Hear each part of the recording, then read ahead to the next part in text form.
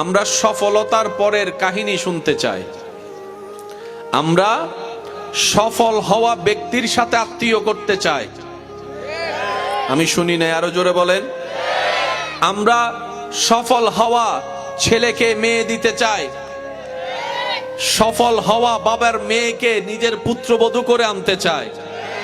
ব্যর্থ যখন ছিল জিজ্ঞেস করার মতো কেউ ছিল না, এমনও হতে পারে বাস্তবতার সেই কঠিন বাস্তবতা আপন রক্তের মানুষটা পর্যন্ত কল দিয়ে জিজ্ঞেস করে নেই যখন কঠিন সময় ছিল।